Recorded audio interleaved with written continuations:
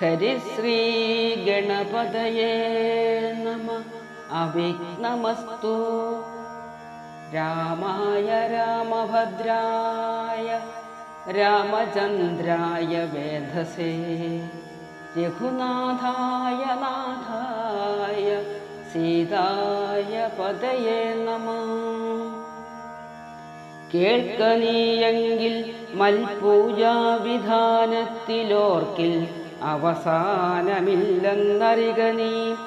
എങ്കിലും ചൊല്ലുവനൊട്ടു സംക്ഷേപിച്ചു നിങ്കലുള്ളൊരു വാത്സല്യം മുഴുക്കയാൽ തന്നുടെ ഗൃഹ്യോക്തമാർഗേണ മന്നിടത്തിങ്കൽ നിജത്വമുണ്ടായി വന്നാൽ ആചാര്യനോടു മന്ത്രം കേട്ടു സാദരം ആചാരപൂർവം ആരാധിക്കമാമെടോ.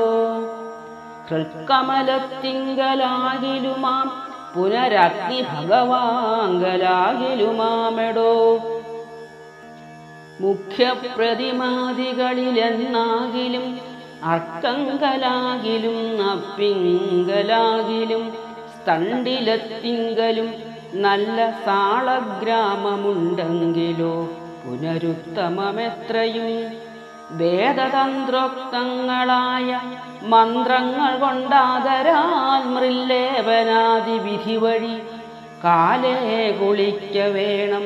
ദേഹശുദ്ധയെ മൂലമറിഞ്ഞു സന്ധ്യാവന്ദനാദിയാം നിത്യകർമ്മം ചെയ്തു പിന്നെ സ്വകർമ്മണാ ശുദ്ധ്യർത്ഥമായി ചെയ്യുക സങ്കൽപ്പമാദിയെ. ആചാര്യനായതു ഞാനെന്നു കൽപ്പിച്ചു പൂജിക്ക ഭക്തിയോടെ ദിവസം പ്രതി.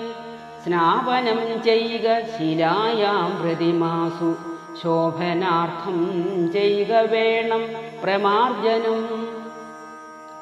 ഗന്ധപുഷ്പാദ്യങ്ങൾ കൊണ്ടു പൂജിപ്പവൻ ചിന്തിച്ചതൊക്കെ ലഭിക്കുമറിക നീ. മുഖ്യപ്രതിമാദികളിൽ അലങ്കാരം ഒക്കെ പ്രസാദമെനിക്കെന്നറിക നീ. അഗ്നൗ യജിക്ക ഹവിസ്സുകൊണ്ടാദരാൻ അർക്കനെ സ്തണ്ടിലത്തിങ്കലെന്നാകിലോ. മുമ്പിലെ സർവപൂജാദ്രവ്യമായവ സമ്പാദനം ചെയ്തു വേണം തുടങ്ങുവാൻ.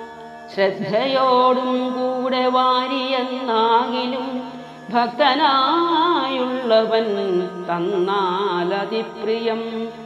ഗന്ധപുഷ്പാക്ഷത